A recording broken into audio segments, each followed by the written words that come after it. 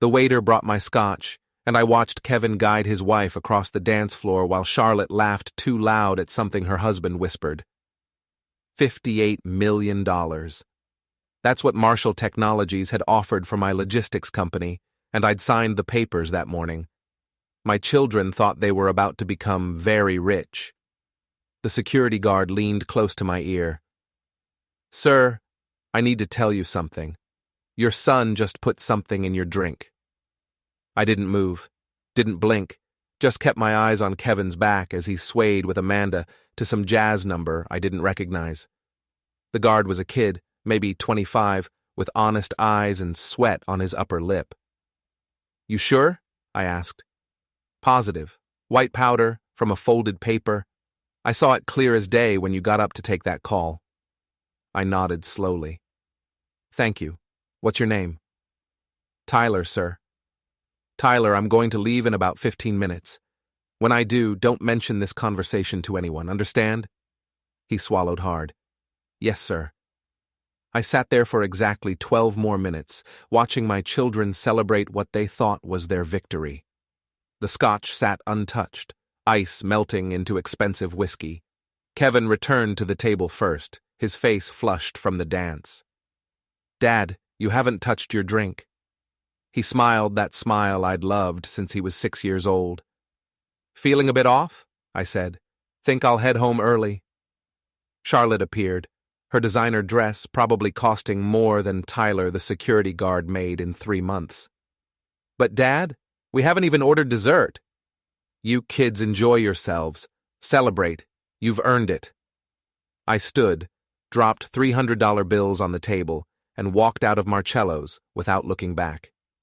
In my car, hands steady on the wheel, I made 2 phone calls. The first was to Cynthia Walsh, my lawyer for 20 years. The second was to Victor Sloan, a private investigator who'd helped me with a fraud case 5 years ago. "Victor, I need surveillance on my son and daughter, starting tonight. Everything." "Jack, it's almost midnight. This can't wait until—" "It can't wait." "And Victor? I need to know who they've been talking to, where they've been going, and what they've been planning. I'll pay triple your usual rate." The silence on the line lasted 3 seconds. "I'll have someone on them within the hour."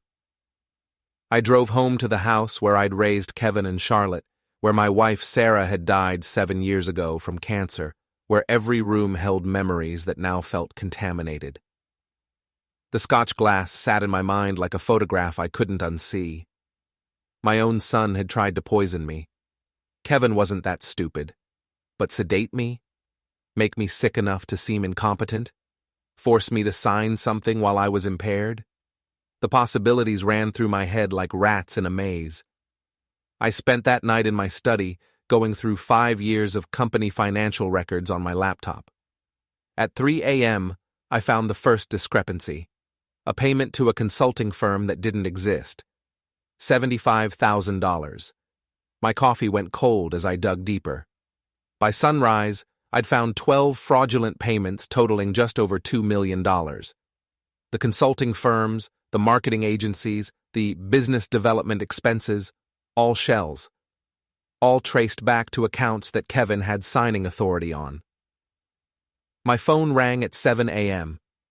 Victor. "Jack, you're going to want to hear this. I put a tracker on your son's car last night after he left the restaurant. He drove straight to an address in the warehouse district, met with 2 men. One of them is Leonard Pike." I closed my eyes. Leonard Pike. A loan shark I'd fired from my company 15 years ago for stealing. A man who'd threatened to destroy me on his way out the door. "And the other?" "Still working on identifying him, but he's got a record. Assault. Fraud. He did 8 years in Lompoc. Send me everything you have." "Jack, what's going on?" "My children are trying to rob me, Victor, and I'm going to let them think they've succeeded." The Marshall Technologies sale was scheduled to close in 45 days. The money would transfer into the company account, and from there, I'd planned to split it evenly. $20 million for me, $19 million each for Kevin and Charlotte. That had been the plan when I'd tucked them into bed as children, when I dreamed about giving them security I never had growing up. Now I sat in Cynthia Walsh's office at 9 a.m. sharp, watching her face as she read through the financial documents I'd compiled. Jesus, Jack. She set down the papers. This is embezzlement, clear as day. You could have them arrested. I don't want them arrested, not yet. Then what do you want? I leaned forward. I want to change my will. I want to restructure the sale agreement. And I want to set a trap that will make them destroy themselves. Cynthia had known me since before Sarah died, had drafted our first business contracts when I was operating out of a garage with 2 trucks and a prayer. She'd never seen me angry. But now, she saw something else in my eyes, and it made her sit back in her leather chair. Tell me what you need. For the next 3 hours, we built a plan. The sale would proceed, but the money would flow differently. The company had been set up as an S-corp with me as the primary shareholder and Kevin and Charlotte as minority shareholders with 20% each. On paper, they'd get their share of the sale.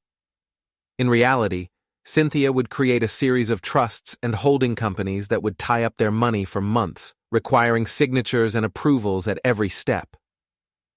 Meanwhile, Cynthia said, we document everything, every fraudulent payment, every meeting with Pike, every move they make. We build a case that's ironclad. And then? Then you decide how hard you want to hit them. I left her office and drove to the company headquarters, a modest 3-story building I'd bought 12 years ago when business finally took off. Kevin's car was already in the parking lot. He always arrived early to maintain his image as the devoted son, preparing to take over his father's legacy. He looked up when I walked into his office, surprise flickering across his face. Dad, I didn't expect you this morning. Thought you'd be resting after last night. I feel fine, I said, sitting across from his desk. Never better, actually. I wanted to talk about the transition. Of course. He leaned back, trying to look relaxed, but I saw tension in his shoulders. What's on your mind? The sale closes in 6 weeks. I've been thinking about stepping back sooner, maybe taking that trip to Ireland your mother and I always planned. Interest sparked in his eyes. Really? That's great, Dad. You deserve it. Which means I need to make sure everything's in order here. I want you to walk me through all the major accounts, all the expenses over the past 3 years, just so I know you've got a handle on everything. The color drained from his face just slightly, just enough. Sure, Dad, but that's a lot of data. Maybe we could... We've got 6 weeks. Plenty of time. I stood up. Let's start tomorrow. 9 a.m. Bring all the financial reports. I walked out before he could respond, and I felt his eyes on my back like laser beams. My phone buzzed in the parking lot. Victor. The second man with Pike is named Frank Russo. He runs a medical supply company, but his real business is forged documents, prescriptions mostly, some fake IDs. He's been arrested twice but never convicted. Medical supply. I sat in my car. Drugs. That would be my guess. Your son needed something to put in your drink. He'd go to someone like Russo. I started the engine. What about Charlotte? That's the interesting part. She's been in contact with a bankruptcy attorney. Met with him twice last week. The sale hasn't even closed. Why would she need a bankruptcy attorney? I don't know yet, but I'll find out. Charlotte called me that afternoon, her voice bright with artificial cheer. Dad, I was thinking we should have a family dinner. Just us. Kevin, me, you, like old times. That sounds nice, sweetheart. How about Saturday? I'll cook. Charlotte couldn't cook to save her life. Sarah used to joke that she could burn water. This was a setup, another trap. Saturday works, I said. What time? 7. And Dad? Come alone. Let's keep it intimate. I hung up and stared at my phone. They were accelerating their timeline. The drug in the drink had been a test, maybe, or a failed first attempt. Now they were regrouping. Victor sent me surveillance photos at 6 p.m. Kevin meeting with Pike again. this time at a coffee shop downtown. Charlotte having lunch with a man Victor identified as a real estate developer named Hugh Branson. More photos showed Charlotte and Branson entering a hotel, not coming out for 3 hours. Her husband, Richard, thought she was at a spa day. I sat in my study that night, doors locked, going through more financial records. The embezzlement went deeper than I'd thought. Charlotte had been stealing, too, through a different route. Fake vendor invoices for office supplies, equipment rentals, and maintenance that never happened. Together, they'd taken almost $4 million over 3 years. $4 million that should have gone to growing the business, hiring more people, giving bonuses to employees who'd been loyal since the beginning. Instead, it had paid for Charlotte's designer clothes, Kevin's sports car, their expensive vacations to places they posted about on social media while I worked 70-hour weeks.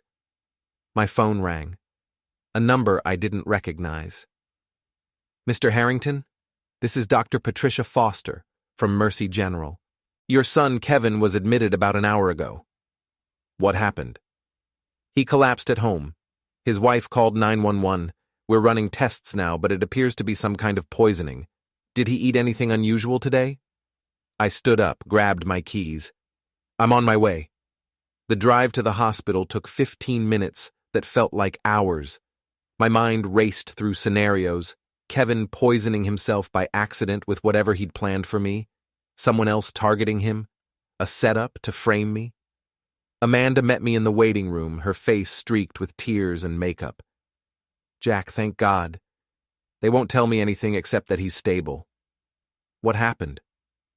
We were having dinner. Just spaghetti, nothing fancy. He took a few bites and started saying he felt dizzy. Then he just collapsed. I thought he was having a heart attack. A doctor appeared, a tired-looking woman in her 50s. Mr. Harrington, your son is going to be fine. We've identified the substance as GHB, a sedative. It's commonly known as a date rape drug. Amanda gasped. What? How would Kevin have... We've notified the police, as is protocol in these cases. They'll want to speak with him when he's conscious. I thanked the doctor and sat down, my mind working through the implications. Kevin had been poisoned with the same type of drug he'd tried to use on me. Someone was sending a message. My phone buzzed. Victor. Jack, don't say anything. Just listen. I've been following Charlotte tonight. She met with Pike and Russo. They argued. From what I could hear through the directional mic, Pike is pissed that Kevin screwed something up. Charlotte paid him cash to teach Kevin a lesson. Those were her exact words. I closed my eyes. My daughter had poisoned my son. There's more, Victor continued.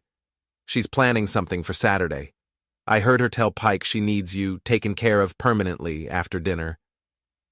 Amanda sat beside me, crying into her hands, oblivious. On the TV mounted in the corner, a news anchor talked about a corporate merger.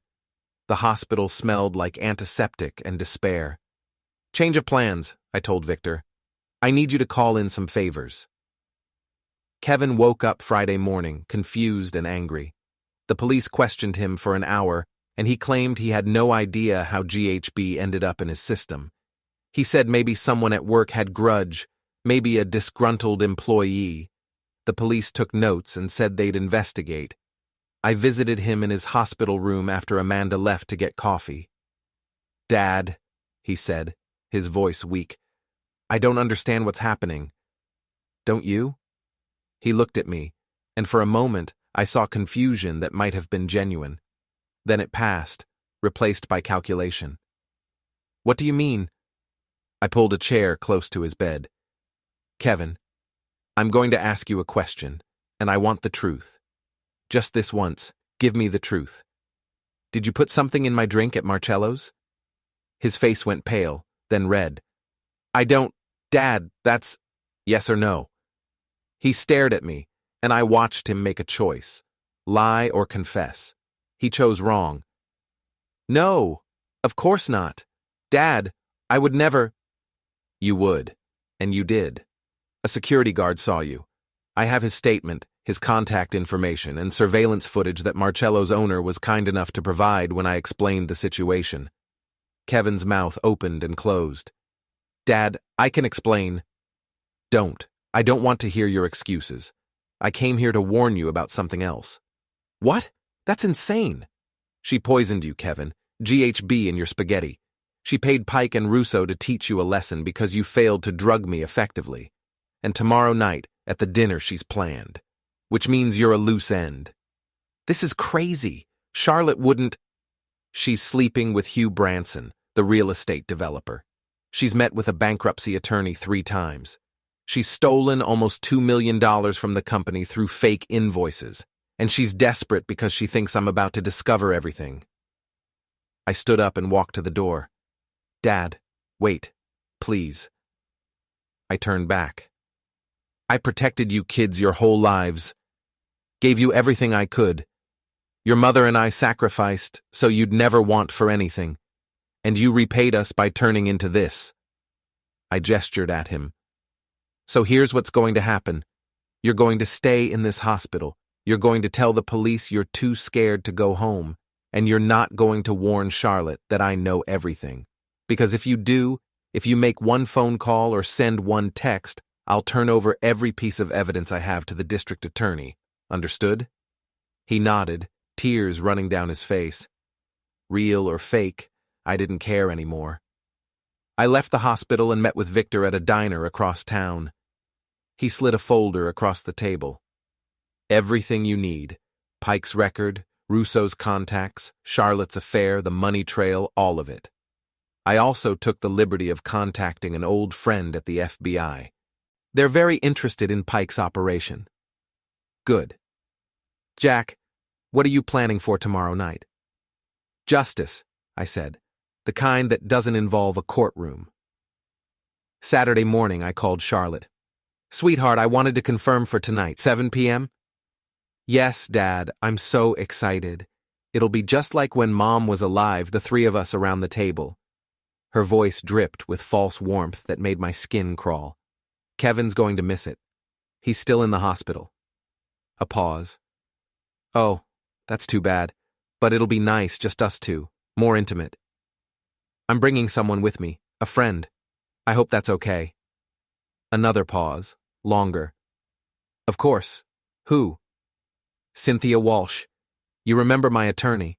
She's going through a rough time, and I thought dinner with family might cheer her up. That's fine. Sure. The more the merrier. She was lying through her teeth. I could hear the calculations happening, plans being adjusted. I spent the afternoon preparing. Cynthia arrived at my house at 5 p.m., carrying a briefcase and wearing a wire under her blouse. Victor had arranged everything with his FBI contact. You're sure about this? Cynthia asked. I've never been more sure of anything. We drove to Charlotte's house in separate cars. She lived in a gated community called Riverside Estates, a place with houses too big for people who never had more than 2 kids. Her home was a 4-bedroom colonial with columns and a 3-car garage. She answered the door in an apron, playing the role of dutiful daughter. Dad, Cynthia, come in. Dinner's almost ready. The house smelled like burned garlic. Charlotte had tried to cook. Actually tried, which meant she was committed to whatever plan she'd made. We sat in the living room while she bustled in the kitchen. Richard, her husband, was working late. Another lie. Victor had him under surveillance at a bar downtown, drinking alone. Can I get you something to drink? Charlotte called. Wine? Scotch? Water's fine, I said. Cynthia? Same. She brought us bottled water, unopened. Smart. She wasn't going to make Kevin's mistake. Dinner was some kind of chicken dish that was simultaneously overcooked and undercooked, a feat I didn't think possible. We ate in silence for a few minutes. So, Dad, Charlotte said, setting down her fork, have you thought any more about the sale proceeds? How you want to structure everything? I have. I've decided to put most of it in a charitable trust, the Jack and Sarah Harrington Foundation, for scholarships. Her face went still. That's generous. But what about Kevin and me?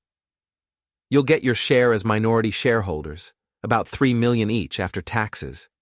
$3 million? Her voice rose. Dad, that's not fair. We've worked for the company for years. Have you, or have you been stealing from it? The air in the room changed, became heavy and dangerous. Charlotte's expression shifted from shock to anger to something calculating. I don't know what you're talking about. I pulled out my phone and opened a folder. $2 million in fake invoices, payments to vendors that don't exist, all traced to accounts you control. Kevin's taken even more through fraudulent consulting fees. Together, you've embezzled almost $4 million. That's ridiculous. You can't prove? I can, and I will. I stood up. But that's not why I came here tonight. I came to tell you that I know everything. The poisoning at the restaurant, the drugs you paid Pike and Russo to provide, the attack on Kevin, and whatever you had planned for tonight. Charlotte's face drained of color. Dad, I don't... Stop. Just stop lying. Your mother would be ashamed of what you've become. Both of you. Don't you dare bring Mom into this, she hissed. She always loved you more, always took your side. We were never good enough.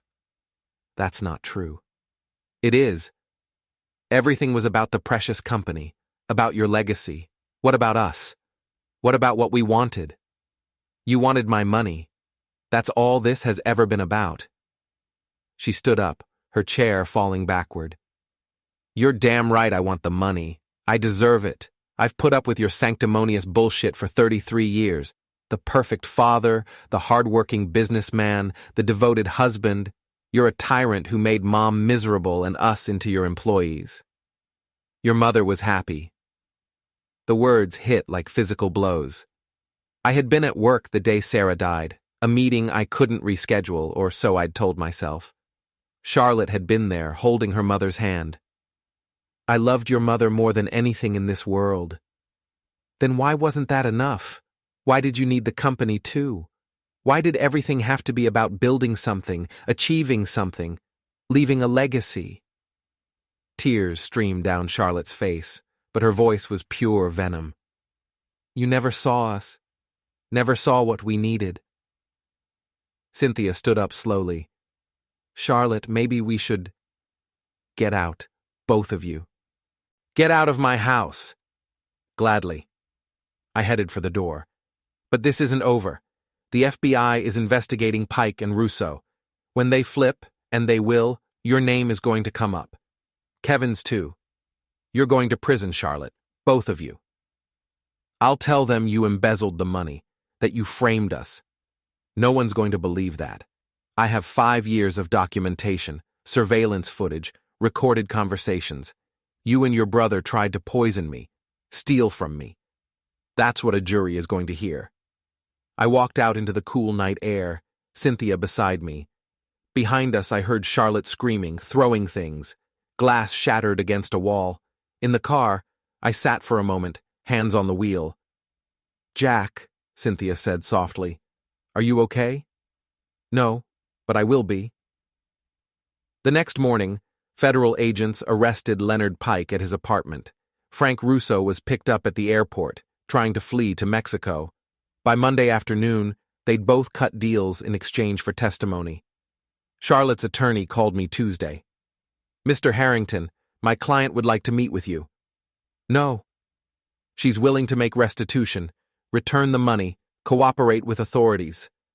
The answer is no. Mr. Harrington, she's your daughter.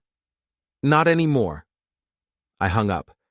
Kevin was released from the hospital on Wednesday. He went straight to a different attorney, one who specialized in white-collar crime. By Thursday, he'd offered to testify against Charlotte in exchange for a reduced sentence. My phone rang constantly. Reporters wanted statements. Business associates wanted to know what was happening with the sale. Employees were worried about their jobs. Only the last group mattered. I called an all-staff meeting Friday morning. 53 people crammed into our largest conference room, faces anxious. I know there are rumors, I said. So here's the truth. The sale to Marshall Technologies is proceeding as planned. Your jobs are secure. Your benefits won't change. The only thing that's changing is ownership." Relief rippled through the room. "But I want you to know something else. My children won't be involved in this company anymore. They've been terminated for cause, effective immediately. If anyone asks, you tell them that decision was made by me and me alone." After the meeting, Maria Hernandez, my logistics manager of 12 years, approached me. "Jack, I'm sorry for what you're going through." "Thank you, Maria." For what it's worth, we all knew something was wrong. The way they treated people when you weren't around. The expensive lunches, the long absences. We didn't know it was theft, but we knew it wasn't right. "Why didn't anyone say anything?" She looked uncomfortable. "They were your kids. We didn't think you'd believe us." I thought about that all weekend. How many people had seen the truth while I'd been blind? How many warning signs had I missed because I'd been too busy working, too focused on building something to pass down to children who only wanted to tear it apart? Monday morning, the district attorney's office called. "Mr. Harrington, we'd like you to come in and give a formal statement." I spent 6 hours going through everything with a prosecutor named Jennifer Oakes, a sharp woman in her 40s who took notes on a legal pad and occasionally shook her head in disgust. "This is one of the most clear-cut cases of embezzlement I've seen," she said. "Combined with the attempted poisoning, you're looking at serious charges for both of them." "How long?" "If convicted on all counts, your son could get 8 to 12 years. Your daughter, with the additional attempted murder charge, 15 to 20. I drove home in a daze. 15 to 20 years. Charlotte would be in her 50s when she got out. Kevin would be in his 40s. Their lives effectively over. That night, I sat in my study and pulled out a photo album Sarah had kept. Pictures of Kevin at 6, missing his front teeth. Charlotte at 8, dressed as a witch for Halloween. Both of them at their high school graduations, proud and young and full of possibility. Where had it gone wrong? When had they stopped being my kids and become strangers who'd tried to destroy me? My phone buzzed. "Victor." "Jack, thought you should know. Charlotte's attorney is trying to get her bail reduced. She's claiming you're a threat to her safety." "That's absurd." "I know, but they're going to drag you through the mud to save her. Be prepared." The bail hearing was set for Wednesday. Cynthia advised me not to attend, but I went anyway. I sat in the back of the courtroom and watched Charlotte's attorney, a slick man in an expensive suit, paint me as a controlling tyrant who'd financially abused his children for years. "Mr. Harrington has a documented history of micromanaging every aspect of his children's lives," the attorney said. "He withheld affection, used money as a weapon, and created an environment where my client felt she had no choice but to take extreme measures to escape his control." It was a masterful performance, full of half-truths and outright lies. The judge listened impassively. The prosecutor countered with evidence, bank records, surveillance footage, testimony from Pike and Russo. By the time she finished, Charlotte's attorney looked like he regretted taking the case. "Bail is denied," the judge said. "The defendant is a flight risk and poses a potential danger to others. Next hearing is scheduled for 6 weeks from today." Charlotte turned and looked at me, her face twisted with hate. I looked back, feeling nothing. Kevin's hearing was the following day. His attorney took a different approach, contrite son led astray by his sister, ready to make amends and cooperate fully. The judge wasn't buying it. "Mr. Harrington, you're a 35-year-old man who attempted to poison your father. Bail is set at $500,000. Amanda somehow scraped together the money. Kevin was released that afternoon with an ankle monitor and strict orders not to contact me or Charlotte. He called me anyway, 2 days later. "Dad, please, I need to talk to you." I hung up. He called again, and again. I blocked his number. Then he showed up at my house, standing on the porch while I looked at him through the security camera. "Dad, I'm begging you. Please, I'll tell them everything. I'll testify. Just please, don't let them send me to prison." I opened the door. "Kevin, go home. I'm sorry. God, I'm so sorry. I was weak and stupid, and Charlotte convinced me that you didn't care about us, that all you cared about was the company. And you believed her. I did, and I was wrong. I know that now. I know I don't deserve forgiveness, but I'm asking anyway. I looked at my son, this man I'd taught to ride a bike, helped with homework, walked down the aisle at his wedding. I looked for something familiar in his face and found only desperation. You tried to poison me. You stole from me. Those aren't the actions of someone who made a mistake, Kevin. Those are the actions of someone who made a choice. I know, you're right, but people can change. I can change. Maybe, but not in time to matter. What does that mean? It means you're going to prison, you and your sister, and when you get out, I won't be here. That's your punishment, Kevin. Not the years in a cell. The years after, knowing you destroyed your family for money you didn't even get to keep. He started crying, standing on my porch like a child who'd been told he couldn't have dessert. Dad, please, go home. Don't come back here. I closed the door and listened to him stand there for another minute before finally leaving. Through the window, I watched him drive away in Amanda's car, his shoulders shaking. Victor called an hour later. The FBI wants to talk to you about Pike's operation. They think he's connected to a larger drug trafficking ring. Your children's testimony could help bring down some major players. Will that help them? Might reduce their sentences. Hard to say. I don't care what they do, as long as they tell the truth. The Marshall Technologies sale closed on schedule. $58 million transferred into the company account on a Tuesday morning in November. I watched the numbers appear on my computer screen and felt nothing. I called the staff together that afternoon. The sale is complete. Marshall has agreed to keep all of you on for at least 2 years, with the same salaries and benefits. After that, they'll evaluate based on performance. Applause, relief, some tears. These people had been loyal to me for years, and I'd made sure they were protected. I want to thank you all for your dedication. This company wouldn't exist without you. The trucks we run, the routes we manage, the clients we serve, that's all you, not me. Maria raised her hand. What about you, Jack? What are you going to do? I'm retiring, for real this time. I'm 60 years old, tired, and ready to rest.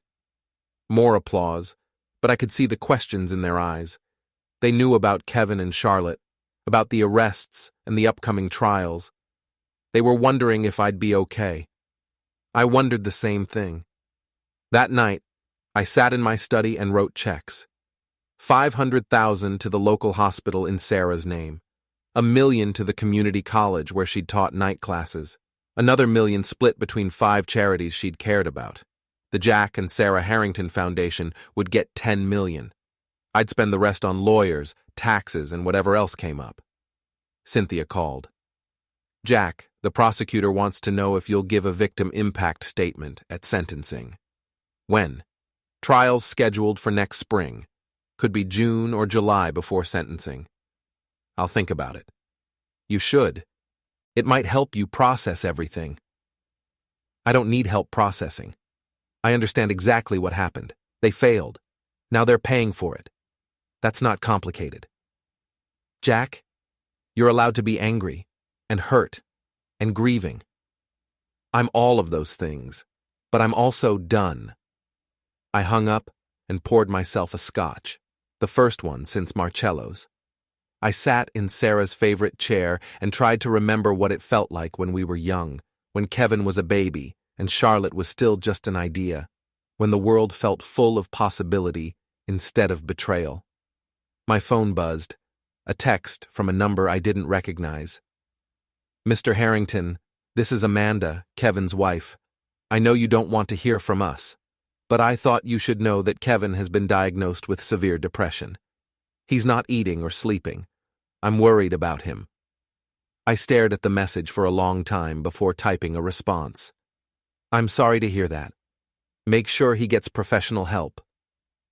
Will you visit him, please? It might help. No. I deleted the number and turned off my phone. Winter came early that year, snow in November, covering everything in white that turned gray and ugly within days. I spent Thanksgiving alone, eating a turkey sandwich and watching football. Christmas was the same, just another day, quiet and cold. Kevin and Charlotte's trial was scheduled for March. The prosecutor kept me updated on the proceedings. Both had changed their pleas to guilty in exchange for reduced sentences. Kevin would get 7 years, Charlotte would get 12. The judge was lenient, Jennifer Oakes told me. Given the full scope of their crimes, they could have gotten much longer. When do they start serving? 30 days. They'll be processed through the county system first, then transferred to federal facilities.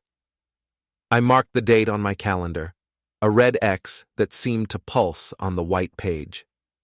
Maria organized a retirement party for me at the company. I didn't want it, but she insisted. 50 people crammed into the conference room, eating cake and telling stories about the early days when we only had 4 trucks and I drove one of them myself. To Jack Harrington, Maria said, raising a glass of champagne. The best boss any of us ever had. Thank you for everything. I managed to smile, to say a few words about loyalty and hard work and how proud I was of all of them. Then I went home to my empty house and sat in the dark. Victor called in February. Jack, I thought you should know. Charlotte's been writing letters. To who? To you. 15 of them so far. Her attorney's been holding them, waiting to see if you wanted to read them. I don't. She's asking for forgiveness. She can ask all she wants. Jack, I'm not saying you should forgive her. I'm saying you might want to read them. For closure. I don't need closure. I need to forget I ever had children. But the next day, I called Charlotte's attorney. Send me the letters. They arrived in a thick manila envelope. I sat in my study and opened the first one. Dad, I don't expect you to forgive me. I don't even know if I can forgive myself. But I need you to know that I never stopped loving you. Everything I did, all the terrible choices I made, they came from a place of hurt and anger that I couldn't control. When Mom died, something broke inside me. I blamed you for not being there. I blamed myself for not being enough to make you stay. And I let that poison turn me into someone I don't recognize. I read all 15 letters in one sitting. They were full of apologies, explanations, justifications, and desperate pleas. Some were coherent, others rambled. In the last one, written just a week ago, she'd written a single sentence 20 times. I'm sorry, I'm sorry, I'm sorry, I'm sorry. I burned them all in the fireplace and watched the ashes float up the chimney. Kevin didn't write. Kevin called, over and over, leaving voicemails I never listened to. Amanda called too, begging me to talk to him, to give him something to hold on to before he went to prison. I changed my number. March came with freezing rain that turned the streets into ice rinks. I spent most of my time at home, reading books I'd meant to read for years, watching old movies Sarah had loved. The house felt too big, too quiet, full of ghosts that whispered in empty rooms. Victor stopped by one afternoon without calling first. He looked concerned when I opened the door. You look like hell, Jack. Thanks. When's the last time you left the house? Yesterday. I went to the grocery store. Before that? I couldn't remember. What do you want, Victor? I want to make sure you're okay. Cynthia's worried about you. Maria called me. Even the mailman mentioned you look sick. I'm fine. You're not. You're disappearing into this house and this anger, and it's eating you alive. They stole from me. They destroyed everything I built. Why shouldn't I be angry? You should be. But anger isn't supposed to become your whole life. What else do I have? The question hung in the air between us. Victor sighed and sat down on my couch without being invited. You have options. You have money. You have freedom. You could travel, start a new business, volunteer, date. You're 60 years old, Jack. You could have another 20 or 30 good years if you don't waste them sitting in this house hating your kids. I don't hate them. Yes, you do. And maybe you have the right to. But they're going to prison for what they did. They've lost everything too. At some point, you have to decide if revenge is enough or if you want something more. What more is there? Peace. Joy. A reason to wake up in the morning that isn't just surviving another day. After Victor left, I sat in my study and thought about peace. I hadn't felt peaceful in months, maybe years, maybe since Sarah died and I'd buried myself in work instead of grief. The sentencing hearing was scheduled for March 23rd. I told Cynthia I wouldn't attend. Are you sure? The judge really wants to hear from you. I'm sure. Let them say whatever they want. It doesn't change anything. But the night before the hearing, I couldn't sleep. I kept thinking about what Victor had said, about disappearing into anger, about the mailman noticing I looked sick, about having 20 or 30 more years if I didn't waste them. At 3 a.m., I got up and drove to the courthouse. I sat in my car until sunrise, watching early morning workers arrive, watching lawyers in expensive suits carrying briefcases full of other people's misery. At 9 a.m., I walked into the courtroom. Charlotte saw me first. She was wearing an orange jumpsuit, her hair pulled back, no makeup. She looked 10 years older than 33. When our eyes met, she started crying. Kevin turned around and saw me, his face crumpled. He mouthed something, "Thank you," or maybe, "I'm sorry." I looked away. The judge called the court to order. The prosecutor read out the charges, the plea agreements, the recommended sentences. Kevin's attorney spoke first, talking about his client's remorse, his cooperation with authorities, his desire to make amends. Then Charlotte's attorney stood up. "Your Honor, my client wishes to address the court." Charlotte stood, her chains rattling. She looked at the judge, then at me. "Your Honor, I don't have any excuses for what I did. I can try to explain, but it won't change the facts. I tried to steal from my father. I tried to hurt him. I let jealousy and anger turn me into someone capable of terrible things." Her voice broke. She took a breath. "My father worked hard his entire life to give me and my brother opportunities he never had. He loved my mother until the day she died. He built a company from nothing and treated his employees like family. And I repaid him by trying to destroy everything he created." She looked directly at me. "Dad, I know you'll never forgive me. I don't deserve forgiveness. But I need you to know that I understand what I've done. I understand the pain I've caused. And I'm going to spend every day of the next 12 years trying to become someone who deserves a second chance." She sat down. Kevin was crying openly now, his shoulders shaking. The judge looked at me. "Mr. Harrington, would you like to make a statement?" I stood up, feeling every eye in the courtroom on me. "Your Honor, I don't have much to say. These are my children. I raised them, loved them, provided for them. They made choices that hurt me deeply, but they're still my children, and they'll pay for what they did. That's justice. Whether it's also mercy, I don't know yet." I sat back down. The judge nodded. "I've reviewed the evidence, the plea agreements, and the letters from both defendants. Mr. Kevin Harrington, you're sentenced to 7 years in federal prison. Ms. Charlotte Harrington, you're sentenced to 12 years in federal prison. You'll be eligible for parole after serving 85% of your sentences. I hope you use this time to reflect on your actions and become better people. Court is adjourned." The bailiffs led Kevin and Charlotte out. Charlotte turned back one more time, trying to catch my eye. I didn't look away this time.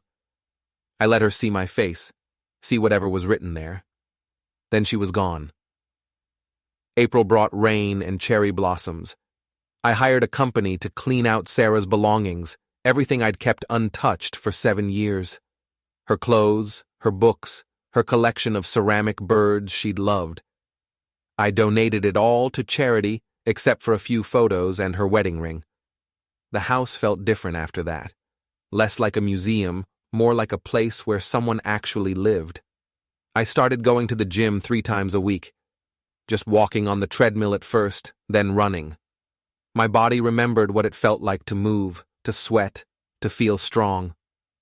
Maria invited me to a barbecue at her house. I almost said no, but Victor's words echoed in my head. 20 or 30 good years if you don't waste them. The barbecue was loud and chaotic, full of kids and dogs and Maria's extended family.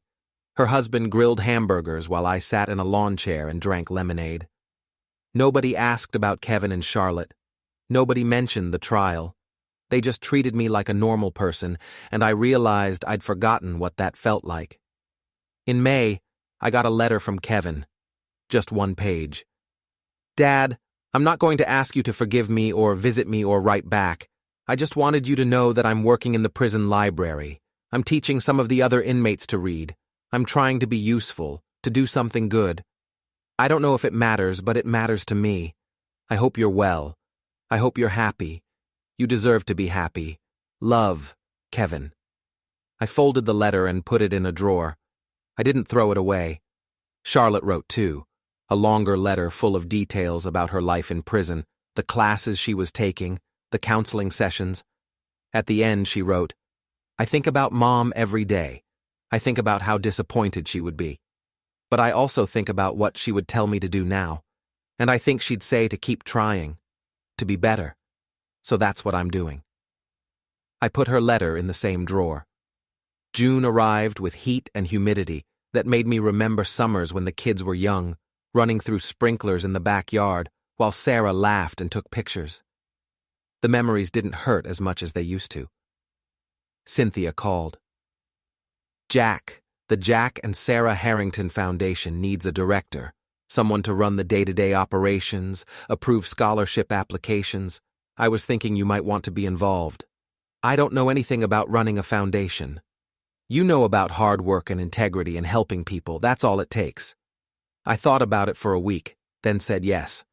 The foundation office was small, just 3 rooms in a building downtown. I hired 2 staff members and spent my days reviewing scholarship applications from kids who reminded me of myself at 18. Hungry, ambitious, willing to work hard if someone would just give them a chance. We gave out our first scholarships in August. 10 students, $50,000 each. I met them all at a ceremony the foundation organized. They were nervous and excited and grateful in a way that made my chest hurt. One girl, Emily, was going to study business. She reminded me of Charlotte at that age, before everything went wrong. Mr. Harrington, she said, this scholarship is changing my life. I'm going to make you proud. I'm already proud, I told her. Just work hard and be good to people. That's all I ask. September brought cooler weather and a phone call from Victor. Jack, I thought you should know. Charlotte was attacked in prison. Another inmate. She's okay, just some bruises, but she's scared. My stomach clenched. Is she in protective custody? For now, but the prison's overcrowded. They can't keep her there indefinitely. I called Cynthia. Can we do anything? I can try to get her transferred to a different facility, but it'll take time and it's not guaranteed. Do it. Jack, are you sure? After everything? She's my daughter. Do it. Charlotte was transferred to a federal prison in Pennsylvania 3 weeks later. Victor said it was quieter, safer. She sent me a letter. Dad, I heard you helped get me transferred. Thank you. I don't know what else to say except, thank you. I'm trying to be better. I hope you can see that someday. I wrote back for the first time. Charlotte, I'm glad you're safe. Keep working on yourself. That's all any of us can do. It was just 3 sentences, but it felt like crossing a bridge I'd thought was burned. October marked 1 year since the dinner at Marcello's, since Kevin had tried to poison me, since everything fell apart. I spent the anniversary at Sarah's grave, sitting on the grass and talking to her like she could hear me. I don't know if I did the right thing, I told her. Sending them to prison, cutting them out of my life. Maybe you would have handled it differently. Maybe you would have found a way to fix them. The wind rustled through the trees. I imagined it was Sarah answering, telling me that some things couldn't be fixed, only survived. I miss you, I said. Every day. but I'm starting to be okay. I hope that's all right. At the foundation office, we were preparing for the second round of scholarships. Applications had doubled. Word was spreading about a foundation that actually cared about helping kids, not just checking boxes. Maria stopped by one afternoon. "Jack, some of us from the old company are going to dinner next week. You should come." "I don't know if—" "It's been a year. You don't have to hide anymore." "I'm not hiding." "Aren't you?" She was right.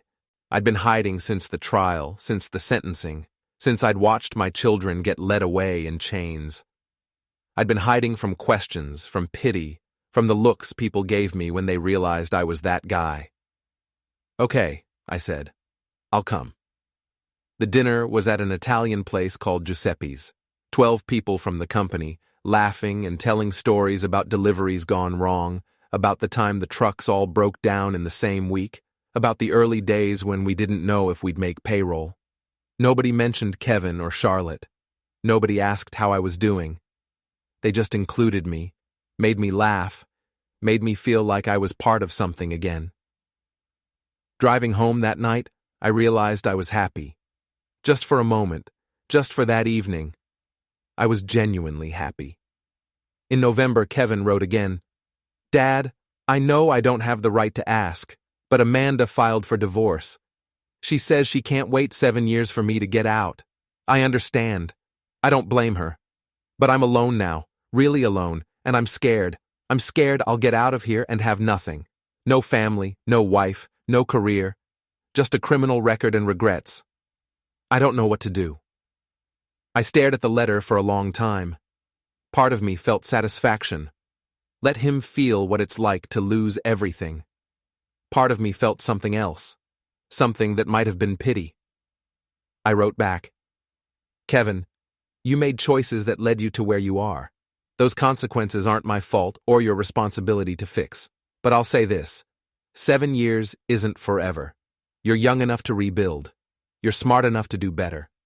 Whether you will or not depends on you, not on Amanda, not on me, not on anyone else. Figure out who you want to be when you get out, then become that person.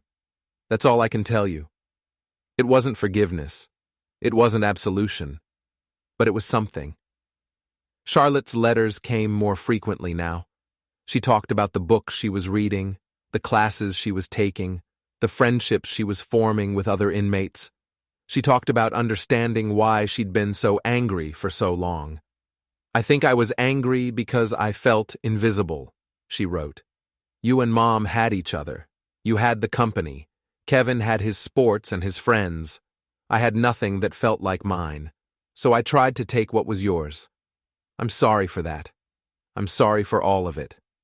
I wrote back shorter notes. "Keep reading. Keep learning. You have time."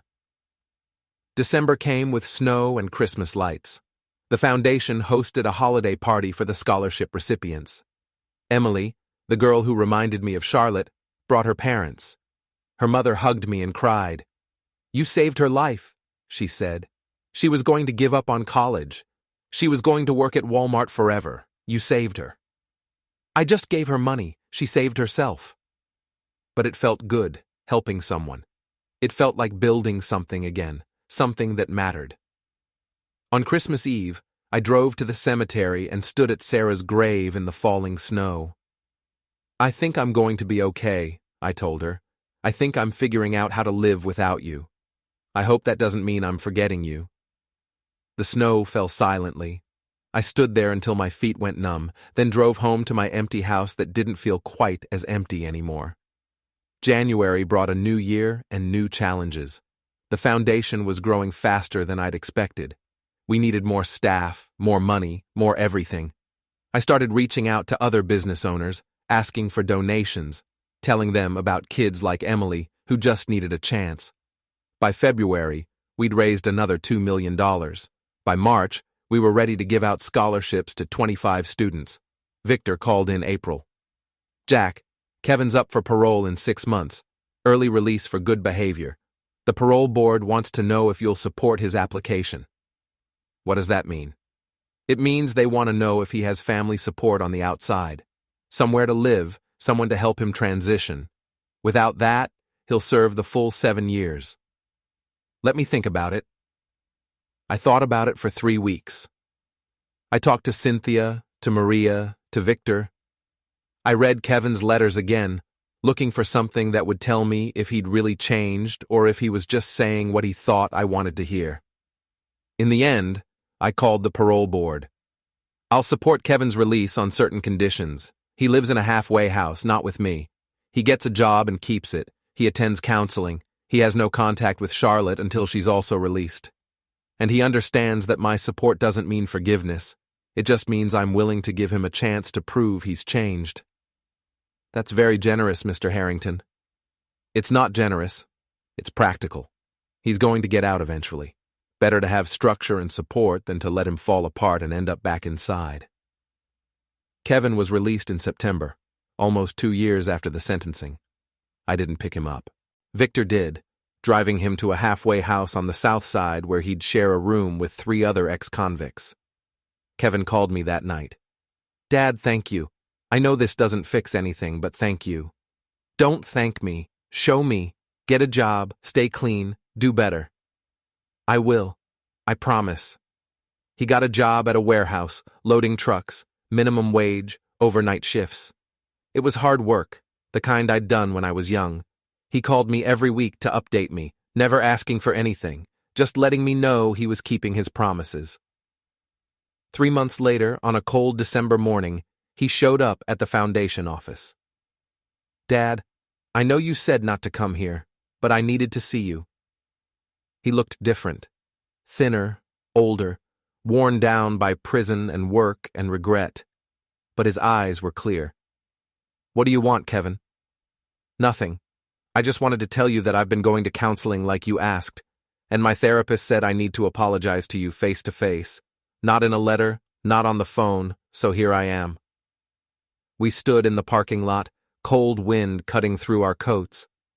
"Dad, I'm sorry for what I did. I'm sorry for trying to poison you, for stealing from you, for betraying everything you taught me. I'm sorry for the pain I caused. I don't expect you to forgive me. I just need you to know that I'm sorry." I looked at my son. This man who'd once been a boy I'd pushed on swings and taught to tie his shoes. I looked for that boy in his face and found traces, fragments, possibilities. "Kevin, I appreciate you coming here. I appreciate you trying. But sorry isn't enough. Sorry is just a word. What matters is what you do next. I know. That's why I'm working every night. That's why I'm saving money. That's why I'm staying out of trouble. I'm trying to be the person you thought I was. Then keep trying. That's all I can ask." He nodded and walked away. I watched him go, feeling something I hadn't felt in 2 years when I looked at him. Not forgiveness, not yet. But maybe the first small possibility of it. Charlotte wrote me that same week. "Dad, I heard Kevin got out. I'm happy for him. I know I have 10 more years here. 10 more years to think about what I did. But I'm using the time. I got my associate's degree. I'm working on my bachelor's. I'm teaching English to women who never learned to read. I'm trying to be useful. I'm trying to matter." I wrote back. "You always mattered. You just forgot that for a while." 3 years after the trial, the foundation was thriving. We'd given out scholarships to 90 students. 6 had graduated and gotten jobs. 2 had started their own businesses. Emily had gotten married and sent me an invitation to the wedding. I went to the wedding alone, sitting in the back row and watching this young woman who reminded me of Charlotte start her life. During the reception, she found me. "Mr. Harrington, thank you for coming. This wouldn't have happened without you." "Sure it would have. You did the work. But you believed in me when nobody else did. That became the foundation's motto. We believe in you.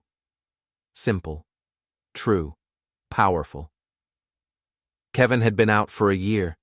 He'd gotten promoted at the warehouse to a supervisor position. He'd moved out of the halfway house into a small apartment. He called me every Sunday, never for long, just to check in. "How's work?" I'd ask. "Good. Hard, but good. I like being useful." Are you staying out of trouble? Yeah, Dad. I'm staying out of trouble. One Sunday in March, 4 years after the trial, he called with different news. Dad, I met someone. Her name is Rachel. She works at the warehouse, too. She knows about my past, about prison, about everything, and she still wants to be with me. That's good, Kevin. I'm happy for you. She wants to meet you. Would that be okay? I thought about it. Okay, but not yet. Give it a few more months. Make sure it's real. It's real, Dad. I know it is. 6 months later, I met Rachel at a coffee shop downtown.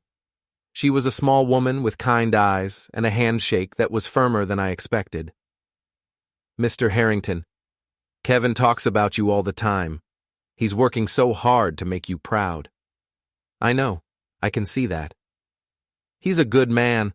I know he made mistakes, but he's good. Everyone makes mistakes. What matters is what you do after. She smiled. That's what he always says. I think he learned that from you.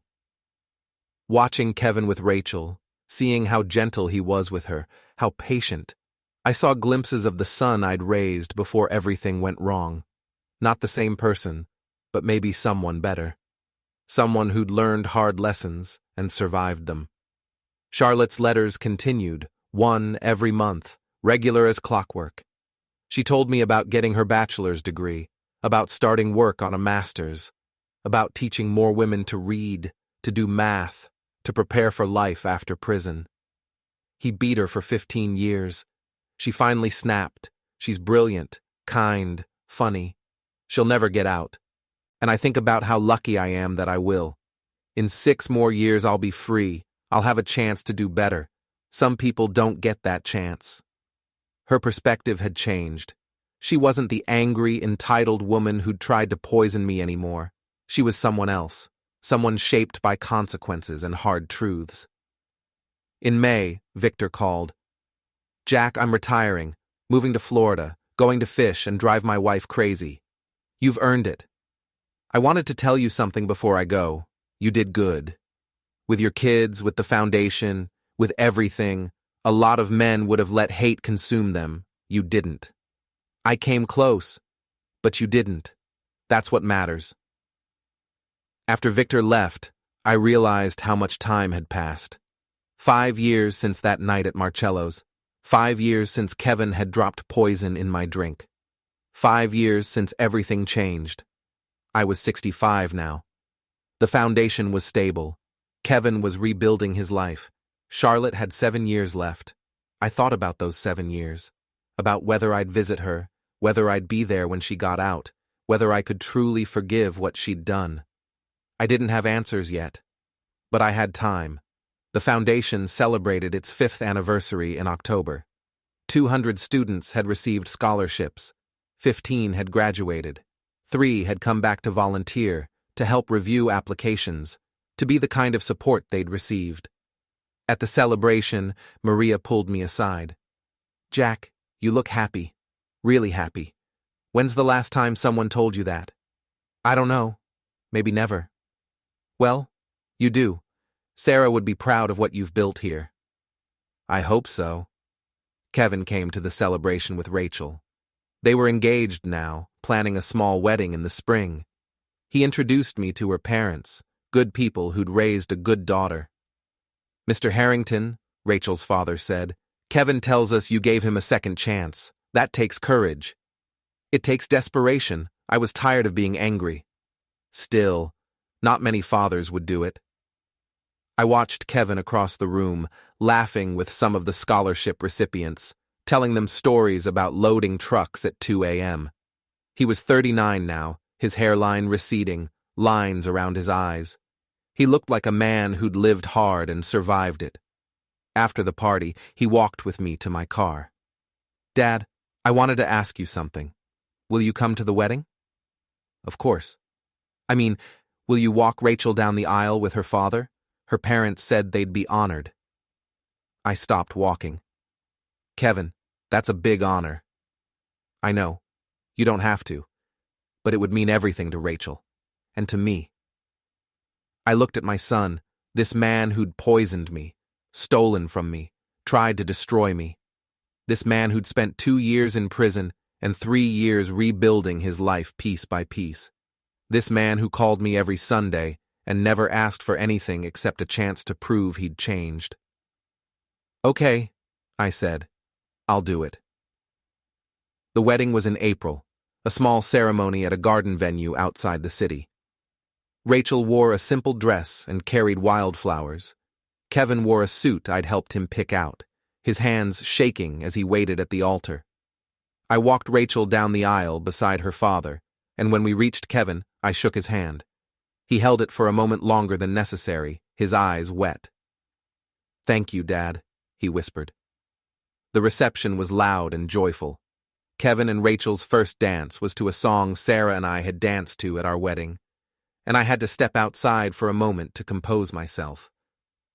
Kevin found me there. "Dad, you okay?"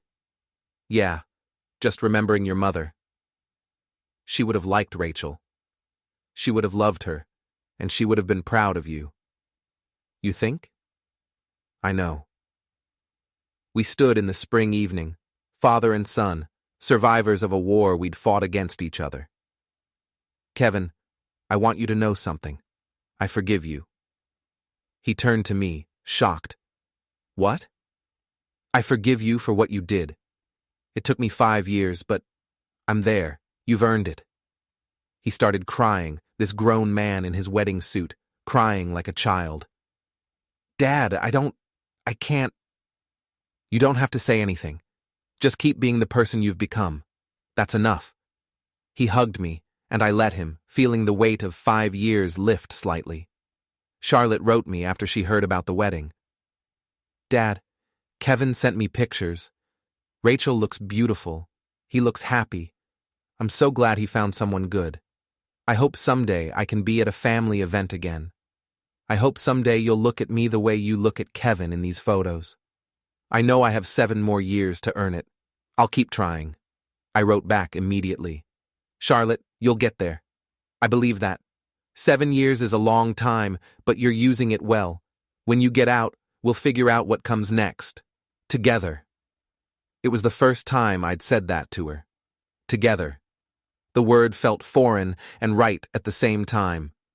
6 years after the trial, the foundation expanded. We opened an office in 3 more cities. We hired a full-time director so I could step back, spend more time doing other things. Travel, maybe. Dating, possibly. Living, definitely. Kevin and Rachel had a baby, a girl they named Sarah. When Kevin called to tell me, his voice shook. "Dad, we want to name her after Mom, if that's okay with you." "It's more than okay, it's perfect." I went to the hospital and held my granddaughter, this tiny person with Sarah's eyes and Kevin's nose. Rachel watched me with a soft smile. "She's lucky to have you as a grandfather," she said. "I'm lucky to have her." Kevin stood beside the bed, his hand on Rachel's shoulder, looking at his daughter with wonder and fear. "Dad, how did you do it? How did you raise kids and not screw them up?" "I screwed you up plenty. The question is how you recover from it." "Fair point." "Kevin, you're going to make mistakes. Every parent does. What matters is that you love her, protect her, and teach her to be kind. That's all you can do." "And if she tries to poison me when she's 30? I laughed, surprising myself. "Then you'll understand what I went through. But I don't think you have to worry about that."